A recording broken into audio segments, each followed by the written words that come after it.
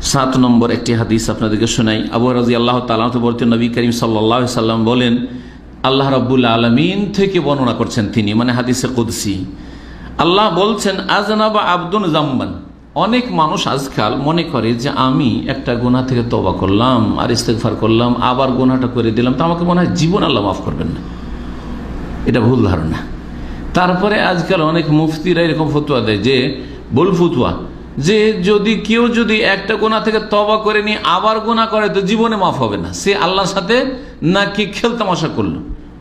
শয়তান তাকে নিয়ে খেলা করছে, কিন্তু তার অন্তর আল্লাহ ভালো জানছেন। হতে পারে যে সে চেষ্টা করছে কিন্তু পদস্খলন ঘটাচ্ছে শয়তান, হ্যাঁ, সে শয়তানকে সুযোগ দিচ্ছে, এই জন্য তার তওবা হয়তো ওইরকম পাকা হয়নি, সহিশুদ্ধ হয়নি। এই জন্য তার মানে এই না যে আল্লাহ এই লোককে কখনো মাফ করবেন না, এরকম কথাটা বল। তবে লোকের ইমানে দুর্বলতা আছে যে তওবা ইস্তেগফার করার পরে আবার কি করে ওই পাপে বারবার করে লিপ্ত হচ্ছে। অনেকের এরকম রোগ আছে, হস্তমৈথুন করা বদ অভ্যাস, তওবা করছে আবার লিপ্ত হচ্ছে। অনেকেই অভিযোগ করে, কারণ এই নিশার মতো বিড়ি সিগারেটের, জর্দা তামাক খাওয়া অভ্যাস, সিগারেট পান করা অভ্যাস ছেড়ে দিয়েছে, কতবার তওবা করছে আবার থাকতে পারে না, ছটফট করে আবার একটা খায়। অনেকেই করছে, তাই কি তওবা কবুল হবে না? ইমানে দুর্বলতা আছে, এই জন্য আপনি বদ্ধপরিকর হইতে পারছেন না, কিন্তু আপনার তওবার রাস্তা খোলা আছে। এমন নয় যে তওবার দরজা আপনার সামনে বন্ধ হয়েছে। তবে আপনি খেলতামাশা করবেন আল্লাহর সাথে, অন্তর থেকে আল্লাহর কাছে তৌফিক চাইবেন। এই মর্মে এই হাদিসটি আমাদেরকে সাহায্য করবে। বলছেন আল্লাহ রাব্বুল আলামিন, আযনাবা আবদুন যামবান, এক বান্দা গুনাহ করলো। ফাকালা, তারপরে আল্লাহর কাছে বলল, আল্লাহ মাগফিরলি যামবি, আল্লাহ আমাকে আমার গুনাহ মাফ করে দাও। ফাকালা তাবারাক ওয়া তাআলা, তখন আল্লাহ তাবারাক ওয়া তাআলা বললেন, আযনাবা আবদি যামবান, আমার বান্দা গুনাহ করেছে। ফাআলিমা আন্না লাহু রাব্বান, তারপরে তার ইয়াকিন, বিশ্বাস যে তার মালিক আছে, রব আছে, ইয়াগফিরু যামবা, যে গুনাহ মাফ করে, ওয়া ইয়াখুযু বিযামবি, আর যদি মাফ না করে তো আল্লাহ ধরবে। সুম্মা আদা, তারপরে আবার সে এই গুনাহ করে ফেলেছে। আবার কি করেছে? আবার গুনাহ করে ফেলেছে। অনেকে আছে, আমি আর হারাম খাবো না, আবার হারাম খেয়ে ফেলেছে। আমি আর এই অন্যায় কাজ করবো না, আবার অন্যায় কাজ করে ফেলেছে।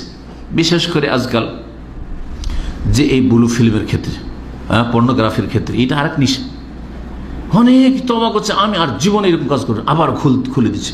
একবার আসলে দেখতে দেখতে আর একটু বেশি দেখা, আর একটা দেখে নি তারপর দেখবো না, একটা দেখে নি আর দেখবো না, হয়তো ইস্তেরসাল এটাকে বলা হয়। হ্যাঁ, পাপে যত আপনি ঢিল দেবেন তত শয়তান কিন্তু সুযোগ পাবে।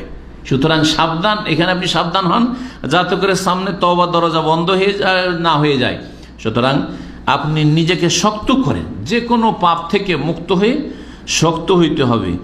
আল্লাহ রাব্বুল আলামিন বলেন যে আবার সেই লোক গুনাহ করে ফেলেছে, তারপর আল্লাহ বলছে, এই রব্বে, হে আল্লাহ, ইগফিরলি যামবি, আমার গুনাহ মাফ করে দাও, আবার গুনাহ করে ফেলেছি। ফাকালা তাবারাক ওয়া তাআলা, তখন আল্লাহ তাবারাক ওয়া তাআলা, আযনাবা আবদি যামবান, আমার বান্দা এই গুনাহ করেছে।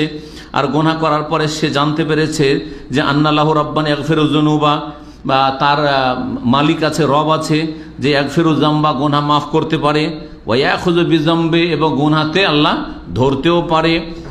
এ মাল মাশিদ, দেখো বান্দা, তুমি যা করেছো করো, ফাকাদ গাফারতু লাকা, তুমি যখন ক্ষমা চেয়েছো, যদিও কয়েকবার করেছো, তোমাকে আমি মাফ করে দিলাম, তোমাকে আমি মাফ করে দিলাম।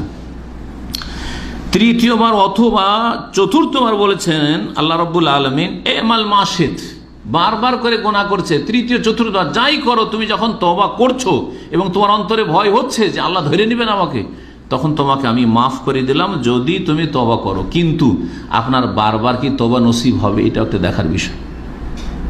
আপনি আর নামাজ ছাড়বো না, আর ফজর ছাড়বো না ধরলেন, 2-4 দিন পরে আবার কি হলো, রমজান মাসে এরকম অনেকে তওবা করে, ঠিক না, বালা মুসিবত আসলে অনেকে তওবা করে, আবার ফজর ছেড়ে দিলেন।